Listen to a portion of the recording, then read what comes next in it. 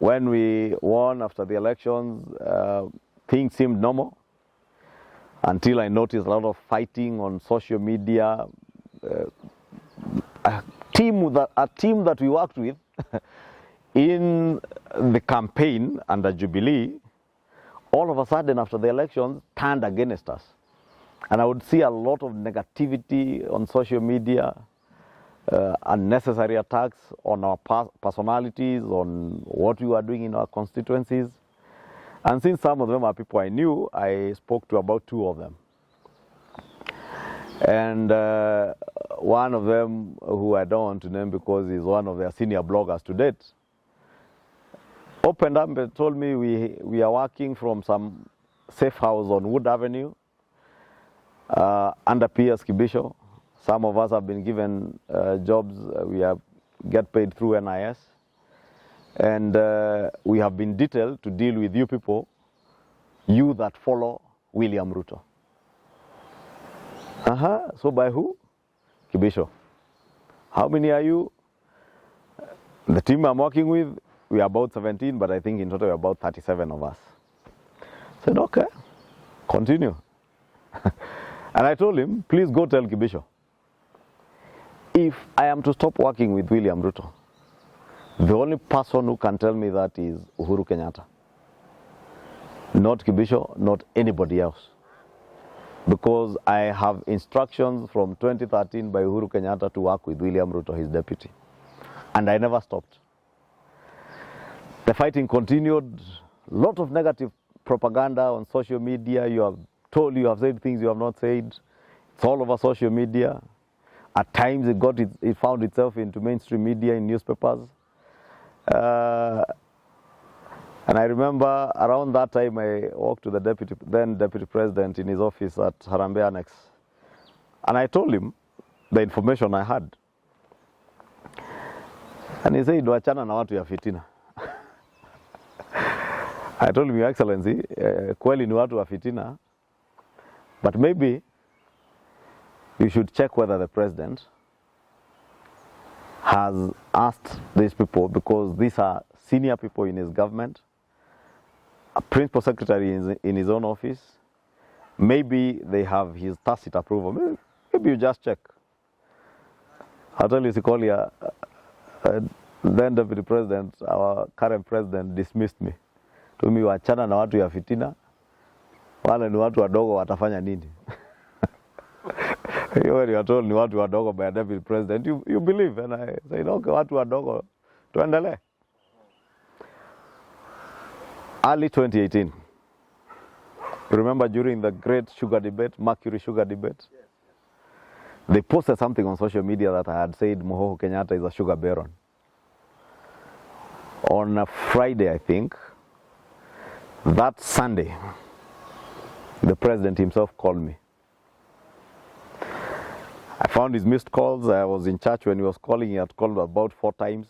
I returned his call. He had diverted his mobile number to State House landline. It was picked up, said, oh, I was returning his call.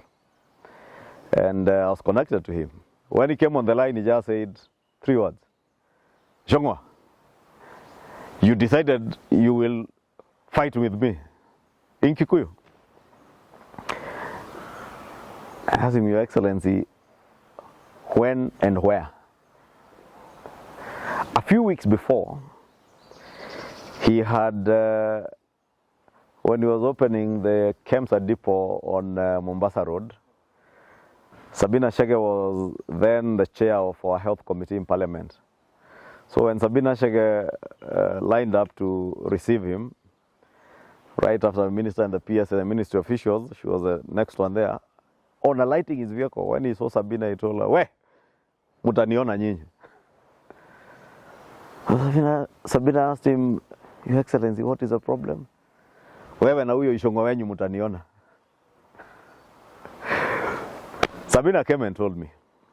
I told her, well, there is nothing I've done. Kama amesema tutamuona, si atasema tumefanya nini? So I told him, Your Excellency, that Sunday, you know, you told Sabina the same thing, that tutakuona. Sasa unaniambia tena, tunapigana na wewe, tutakuona. What is it that I have done? And he told me, Ichungwah, the moment you go saying my brother is corrupt, what are you saying? Are you not saying I'm also corrupt? I told him, Your Excellency, I don't want to laugh at you, but I'm rather embarrassed that you can ask me about things that are propaganda on social media. You have at your disposal daily briefings by NIS. You know I am your chair of the Budget and Appropriations Committee, and I do not sit in any other committee. The nonsense you are reading on social media is said to have been said in a joint sitting of the Trade and Agriculture Committee. I don't sit in either of those committees. Two, you have been a member of parliament. You know every meeting in parliament is on Hansard. You have NIS officers in parliament, Your Excellency, who you can verify whether I was in that meeting. You can get Hansard recording to see whether I said those things you are being told on social media that I said. And I'll tell you, we had a 1.5 hours conversation on phone, ranging from what I was supposed to have said that I had not said. He got convinced I had not said because I did challenge him, to check with his NIS, to check with Hansard in parliament. And when he got convinced, so he changed tangents and said, you know, my problem with you people, your 2022 ambitions have taken over, you have forgotten my agenda. And let me say a lot of hogwash, Sokolia. And God gave me the wisdom to answer him back, and I told him, Your Excellency, first, I know those who come to you with all this fitina tell you that we work with William Ruto because apparently we want to be his deputy in 2022, and maybe that's why we're talking about our 2022 ambitions. Let me tell you, Your Excellency, I have no other ambition. Besides being member of parliament for Kikuyu, I do not want to be William's deputy. I do not want to be Governor Kiambu. I do not want to be a cabinet secretary. I am happy to serve as a member of parliament for Kikuyu constituency for the time the Almighty God will grant me that opportunity. When I said that, he became livid again. Oh, I didn't mention William. Don't talk about William. I told him, Your Excellency, I only mentioned him because I have been told by officers in your government that we are being fought. All this propaganda is because we work with William Ruto. And I have told them, until and unless William Ruto, or rather, until and unless Uhuru Kenyatta directs me to stop working with William Ruto, I am not going to stop because Kibisho or any other person in the office of the president or in State House or in NIS doesn't want me to work with William Ruto. It was Uhuru Kenyatta who directed me way back in 2013 to work with William Ruto. Therefore, anybody else coming to tell me otherwise must tell me first that is Uhuru Kenyatta who has said it or Uhuru Kenyatta to call me. So, Your Excellency, if that is why you are calling me, I am so ready and willing to listen to you. However, Your Excellency, I must tell you, you know me from 2002 as a painfully honest person. There are things I have said over the last 5 to 6 years around the country as I worked with William Ruto. I cannot recant what I have said, and I cannot take it back. You may have to give me a very good reason as to why I need to stop working with William Ruto. He hit the roof again. I did not say that. I said, Your Excellency, I didn't say you said. I said in case or if that is a problem. So I was told, no, don't put words in my mouth. I didn't say that. I have not spoken about William. I said your ambitions for 2022. I said, Your Excellency, and I just clarified I have no other ambition. And even if I was still being member of parliament for Kikuyu today, if that was God's desire, I am happy. I have served my people. I have served them well. That's why they re-elected me unopposed in the last elections. Fast forward, Scolia.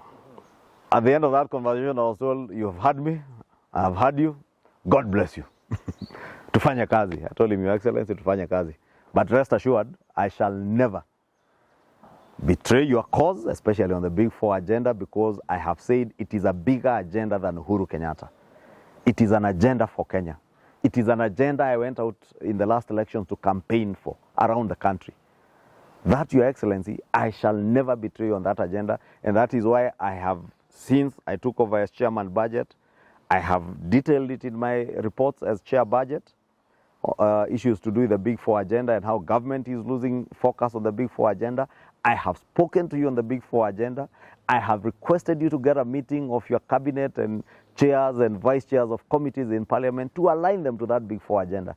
On that, Your Excellency, rest assured you have my total undivided support. In the same breath, I shall never betray William Ruto. One, as your deputy. Two, as somebody I've worked with over the last 5 to 6 years and who has become my friend. I never betray my friends. I shall never betray William Ruto. Whether those people in your office want it or not. And God bless Your Excellency. Kaput, simu zikakatwa. You are telling him, not someone else, the president himself. He himself. And I never spoke to Uhuru Kenyatta again until 2019. Muko na huyu hasla. Si huyu anajua kuna watu wanalala njaa. Si anaelewa kuna watu wanachamsha mboga. Si anaelewa bei ya maisha iko juu. Well, Sikoli, I'll tell you what we had to go through. We got to a point where nothing else mattered other than doing the right thing. And for me, that's why it got to. When I spoke to President Kenyatta then in 2018, other than meeting in the normal government functions, or when he comes to parliament, he would occasionally call on budget-related matters. And 2019, we had a big problem. 2018, we had an issue on UHC. 2019, they came up with a program to do the level 3 hospitals that they were doing around Nairobi and other areas. And they put a huge budget for UHC that was not funded. People were lying to him in his government. So he happened one day to call me at night at about 11:30 p.m. And I could tell the state he was in at that hour. And he was livid, shouting, threatening me, you're undermining my government. So when he shouted too much, I asked him, Your Excellency, if I am becoming a problem as your chairman budget, why don't I resign and you get another chair of the Budget and Appropriations Committee who will not undermine you if you think I am undermining you. Otherwise, Your Excellency, if you allow me 1 minute, I can explain to you. He was gracious enough, he allowed me to explain. And I explained to him how he was being lied to by CS Ukuri Atani. Because the program he was being told has funding had no funding in the budget. And that money was being transferred to their net domestic borrowing. And I told him I will send you screenshots of Excel workings that we have done with the Parliamentary Budget Office to show there is absolutely no funding for that program. You are being lied to. Number two, there is a House resolution which was there. The House had resolved that you do not allocate any more money to that program until the Ministry of Health brings a summative report on the rollout of the 4 pilot counties. I remember it was Kisumu, Mombasa, I think Nyeri and one other county. I don't know if it was Machakos or Kitui. So Parliament had passed a House resolution on the floor that until a summative report of the rollout in the 4 pilot counties was tabled in Parliament, no more resources should be put into that program. Yet people are putting a gun on my head to put resources. And I told the president, I have no way. You can ask Speaker Muturi. I can't reverse a House resolution as Kimani Ichungwah or even as chairman budget. Even the Speaker can't. Only the House can reverse its own decision or ask your cabinet to comply with the House resolution. But Your Excellency, they are not telling you that. And here you are shouting at me, insulting me, threatening me. And that's the night. Sikolia Uhuru Kenyatta told me he will crush me and he will finish me. And in my own stupidity, I told him, Your Excellency, please don't threaten me.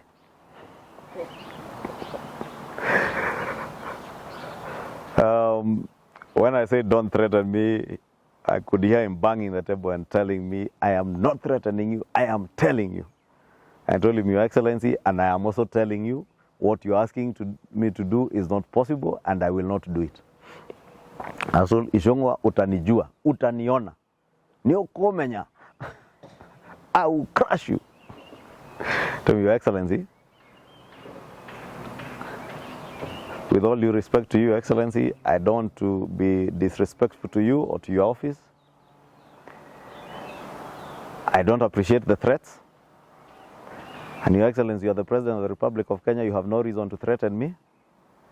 You can do whatever you want. The worst you can do, Your Excellency, is to kill me. If you think that will solve your problems, please go ahead. But as things stand now, I'll not be able to do what you're asking me to do. Speak to your cabinet ministers to do what they need to do, or speak to Speaker Muturi, and please allow me from now onwards to block your number. If you have anything else to tell me, because I don't want to answer you back and become disrespectful, allow me to block your number. If you have anything else to tell me, Your Excellency, please just relate through the Leader of Majority, Aden Duale. He will tell me. When I said that to Kolia, I wasn't sure whether I would see the morning because of the things I was told after that. When the threats continued, I disconnected the line. He called again. I told him, Your Excellency, I said you are threatening me and I am blocking you now. I disconnected that line. I blocked that line. That was the last time I spoke to Uhuru Kenyatta. So I got to that point, Kolia, where now I had to ask myself, the worst that Uhuru Kenyatta can do is to kill me. He's president, he's commander-in-chief, he has all the money, he has all the resources, he has everything at his disposal. Can I step back? Do I stop doing what I believe in that is the right thing for this country to please an individual? And I prayed about it. I remember that day I slept at 4 in the morning. The following day, Duale called me in the morning and told me, Wewe, you know the way Duale speaks. My friend, nini umefanya rais? Atakuua bana. Uko wapi? I told him niko nyumbani. Hebu kuja. I told him nakuja saa 5. So I went to his office at 11. And the president called me, he's livid about you. Nini umefanya naye? Niambia niongee na huyo kichwa ngumu yangu. Told him, Duale, that is the worst Uhuru Kenyatta will do. To kill me. And by the way, I told him last night he can go ahead. You remember when Duale was bidding Parliament Kwaheri, he said at some point, I surrendered my family to him. It was that day. I told Aden Duale, the worst Uhuru Kenyatta can do is to kill me. And I've asked him, if he thinks that will be the solution to his problems, he can go ahead. If he does, you know my wife, you know my children, please take care of them. I told him, I told the president what to do. I told him to speak to you. If he has spoken to you, this is the solution. Duale convened a meeting between us and the CS, Treasury and his people, the Director of Budget and other officers in budget the same afternoon, our Parliament Budget Office, and we agreed on a way forward, which is exactly what I had sought to do, only that I was not being listened to. And we were able to finish with that. Soon after, our campaign started to remove me as chair budget. They gave it to people I don't want to name within the minority, but they came and told me. It was being done through Kibisho in the office of the president. I must thank God because I had worked very well with the members of the Budget and Appropriations Committee, including those in the minority, and they all stood with me to the man. I'll tell you, I drafted the motion for my own impeachment by the member of parliament who had been tasked with collecting signatures. But it's only him and one other person, and I don't want to name them, who signed that motion. Everybody else in the Budget and Appropriations Committee refused. One other member from the Jubilee coalition, when those in the minority said, if this is a Jubilee-driven motion to remove the chairman, why don't Jubilee MPs sign first? Nobody in Jubilee could sign. The president himself called one of the members in Jubilee and told him, I want you to help me to remove this Ichungwah. That particular member, and I must continuously thank him, because he told the president to his face, we have no problem with the chairman, and it will be a difficult ask, Your Excellency, to remove Ichungwah as chair of the Budget and Appropriations Committee. He was given 1 million shillings that day. I'll tell you, they had met very early in the morning. By 11 a.m., I had 200,000 shillings out of that 1 million shillings. He called me, told me, mkubwa called me, hii singepata kama sio wewe, acha nikukatia. I got 200,000 shillings. And to cut the long story short, nobody in the Budget and Appropriations Committee agreed to sign for my removal. That either frustrated or annoyed them more, in those who were in the then system and the powers that be. Next to be called was Cecily Mbarire, Governor Cecily Mbarire. And she was asked to de-whip us, beginning with Ichungwah. Cecily refused. Washiali was called as deputy whip. He refused. We just need to do a letter to de-whip. When they refused, they were told, ni nyinyi nitatoa. And suddenly, a week after, a PG was called in State House, they were removed as a whips. That's now in 2020, after 2019. Yeah. So the whole of 2019, early 2020, they are trying to remove me. Imeshindikana. So in early 2020, when they removed Cecily, you remember, in the PG in State House, matusi mingi na kelele. So we knew that they had been cast. Next to be us on the chopping board, and you remember they sent us letters, we replied, but we were prepared, Sikolia.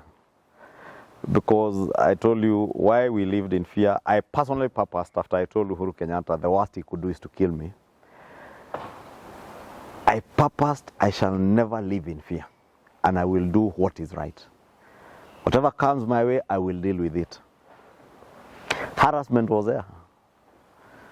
Public officers harassing you, development projects in your constituency being curtailed, at times even CDF disbursements being delayed just to frustrate you and see if you change tact. My CDF, I think, was audited in a year. It could be audited 3-4 times. I'm told at some point they asked, aka kamutu, akaibangi hata nini? So threats here, there. You remember this home, they broke into this house. You remember them kidnapping my workers here and stabbing them and just trying to intimidate people, intimidating my family. But I kept telling myself, Sikolia, between me and the light is time. And that day when I blocked Uhuru Kenyatta, the following day the deputy president called me. Duale reported me, I have to say, to the deputy president, and even reported that I had blocked the president. The deputy president called me to his office. He asked me, I told him yes, I had, and I narrated to him what happened. And I wasn't happy the president is calling me to threaten me. And I lost it. I had to give him a piece of my mind.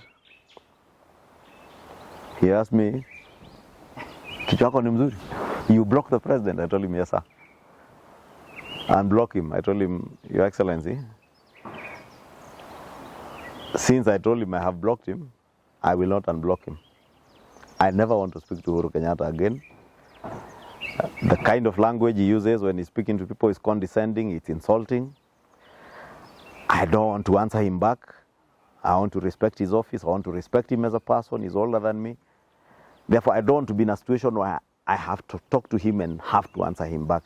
Please allow me to just block him.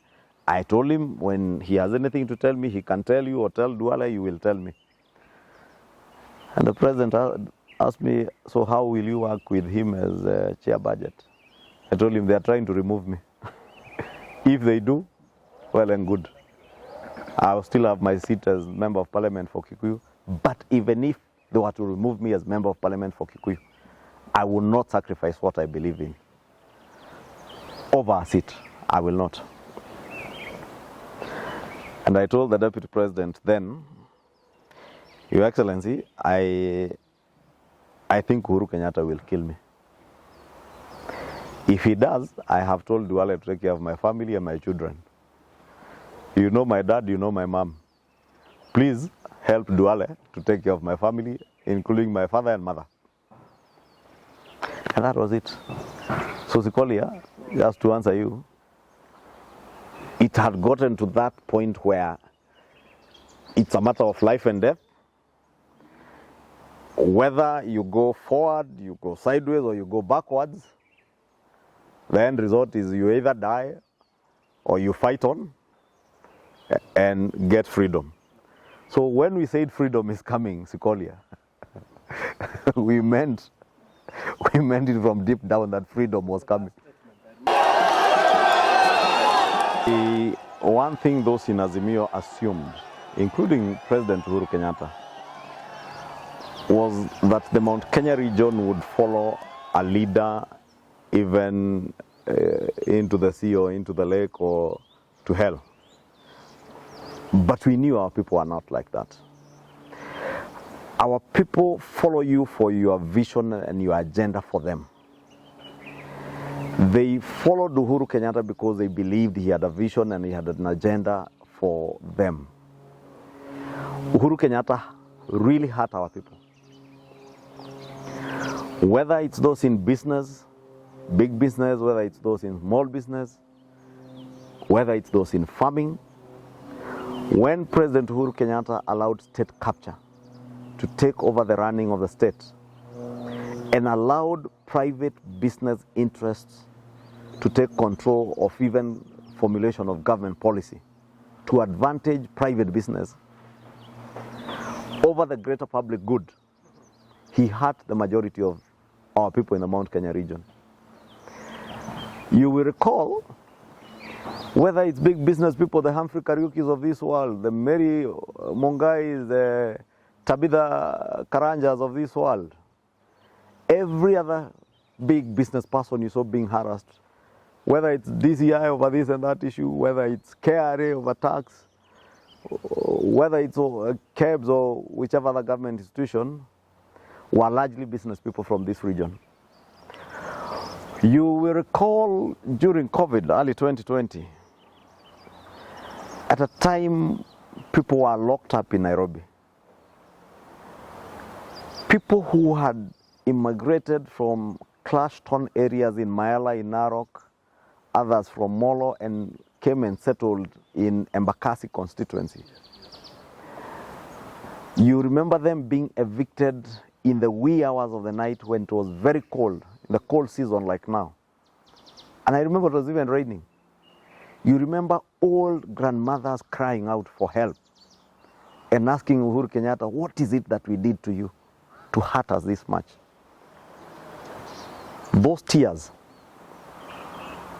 that cry of innocent people got into the heart and soul of our people.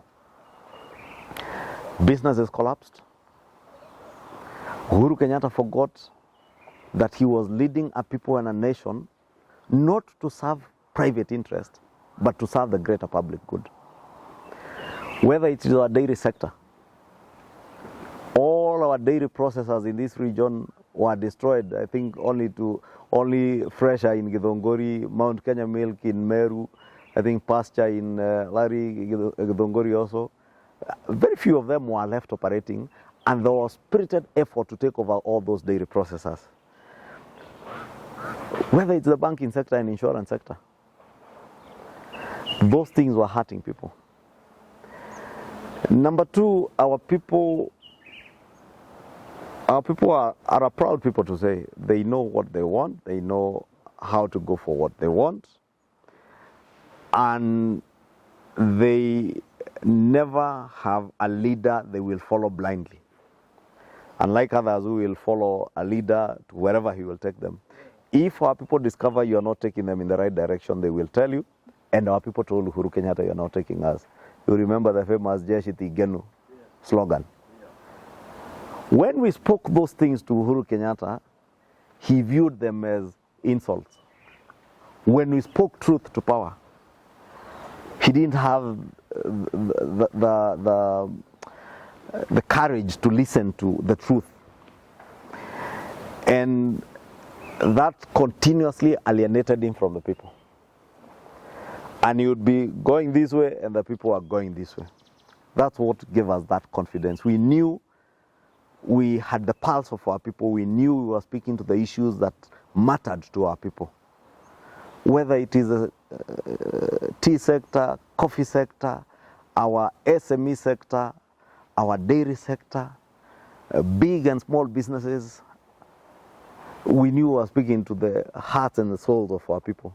And therefore, the others were speaking at people. They were not speaking to them, they were speaking at them.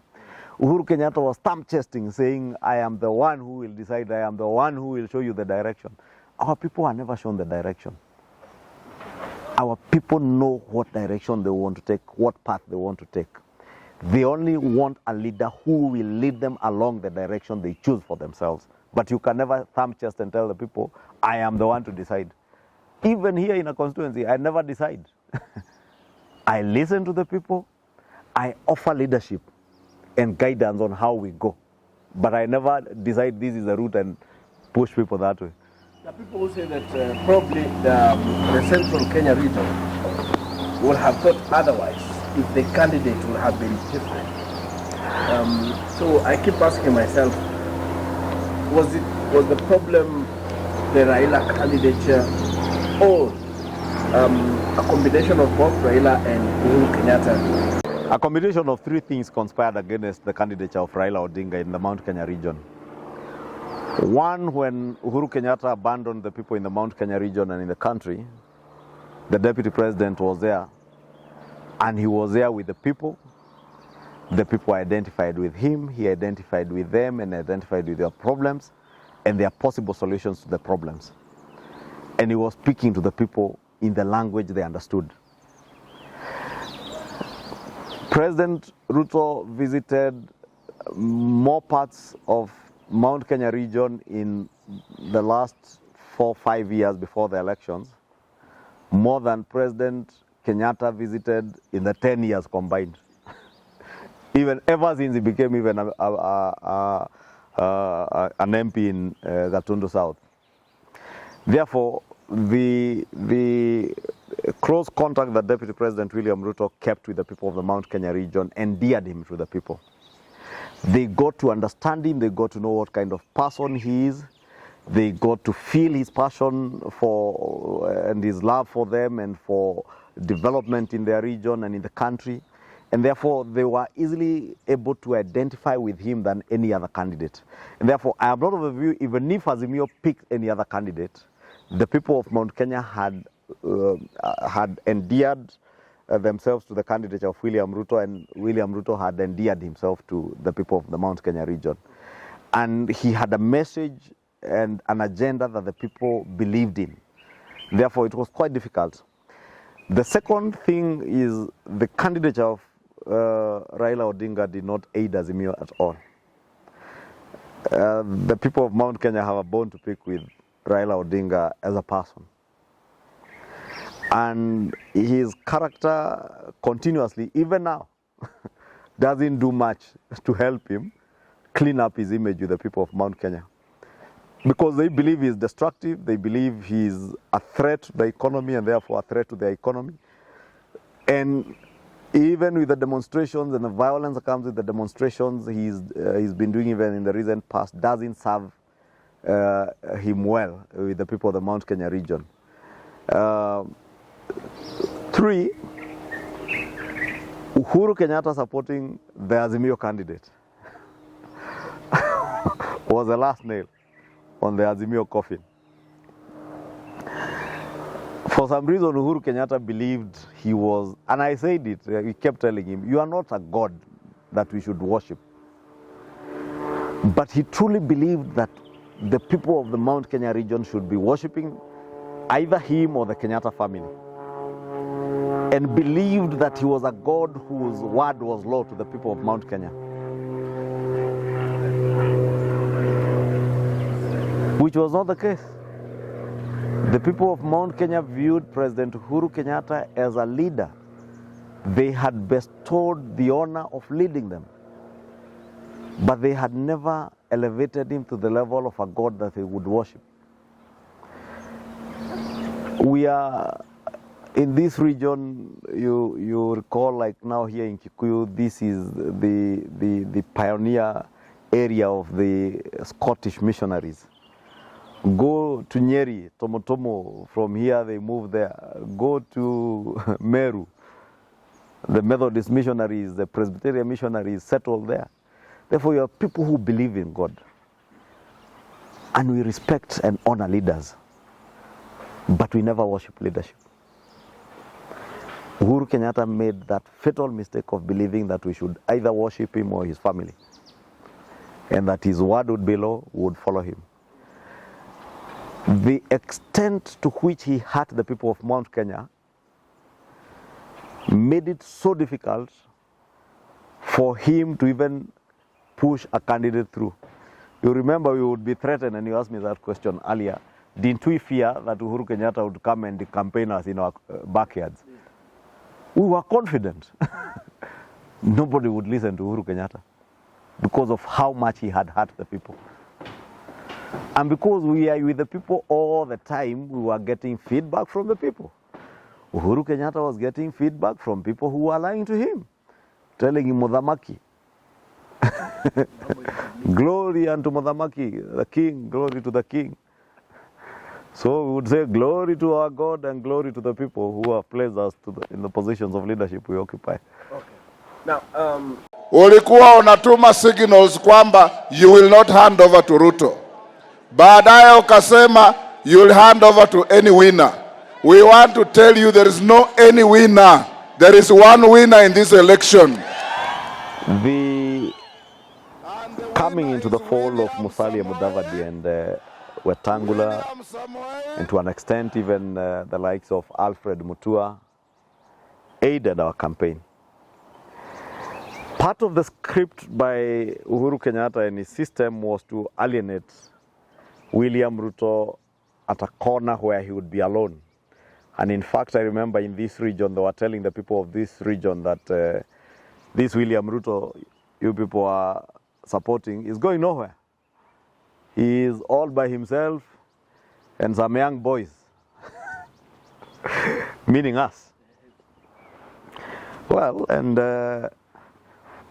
we would tell our people, yes, we are young, but we share your vision and we have an agenda for you. And that alienation card is what even was happening at Bomas and BBI, to alienate William Ruto. And therefore, I recall mid-2021 or late 2021, I was with President William Ruto in his car. I remember we were coming from Kitengela after one of our many Tanga rallies. And at some point I asked him about Musalia Mudavadi, because I'd been chatting with Musalia quite often on WhatsApp. And we would chat even about the economy. Nothing political. He would say things about the economy that I agree with. What I didn't agree with him, I would text him, tell him, senior, I agree with you here and there. Senior, there, I have a different view. And at one point I asked the president, do you speak to Musalia? He said, no, I've not spoken to him. I told him, maybe tafuta And I told him I chat a lot with Musalia, and he seems like a cool, amiable person. Why don't you talk to him? And they said, never answered me. Fast forward, I got to know that he spoke to him, and just before the earthquake, the president was kind to tell me, we are speaking. And even the earthquake, Musalia is talking about, tutakuwa hapo. And that's how we ended up in Bomas that afternoon when Kalonzo Musyoka and Gideon Moi took off during the earthquake. I will tell you, the coming into the fold of Musalia and Wetangula aided our campaign in a big way. We also knew that Uhuru Kenyatta was lying to them. He was playing along. Uhuru will tell you, I'm working to help you. And I'm sure he would have, I don't know, I've not spoken to Prime Cabinet Secretary Musalia Mudavadi, but I'm certain Uhuru Kenyatta must have been telling, I remember during the funeral in Mululu of the mom, the speeches there, we could tell, he's trying to con them that we are headed towards Western. I was certain Kalonzo is being told the same thing. Wetangula would be told the same thing. Tinga would be told the same thing. Gideon Moi most likely was being told the same thing. So we were engaging with our colleagues in a very open and transparent manner, and that is President William Ruto for you. Even at the time Musalia Mudavadi and Wetangula were coming into the fold, they knew what the arrangement was. We had agreed that we would have a deputy president from the Mount Kenya region with the deputy president then, our president today. And he was open and transparent enough, even as he engaged with Musalia Mudavadi and Wetangula, to disclose that to them, that that seat he had promised the Mount Kenya region. Therefore, we were not suspicious of anything. We knew this is a team, a strong team from Western Kenya that was coming to add value to us. We would not be alienated, as the Azimio Council and their chairman were working on. We would not look so alienated. Two, would bring together a team that would have a more national outlook. Unlike our friends in Azimio who believed that Raila Odinga had his traditional support base intact and all they needed was a small part of the Mount Kenya region, which we were certain they were not going to get. So it was, you want to tell me from your side, you believe that Raila Odinga first of all made a mistake by losing such a support base. It might be not as much votes as you think, but they did something to his whatever traditional support base. Scully, you know, politics has a lot to do with perception. The perception value of Raila losing Musalia and Wetangula, and ultimately Governor Mutua, the perception value was detrimental to Raila Odinga's campaign. And that perception value we gained from it. That we were no longer perceived as a team that was so alienated from the rest of Kenya. It was just Rift Valley and Central Kenya. That perception value came to us and dented Raila Odinga's campaign. Two, these are people who had worked with Raila Odinga through and through all elections, I think from 2007. Them leaving him then created questions in a sizable number of his support base in Western Kenya and parts of Ukambani.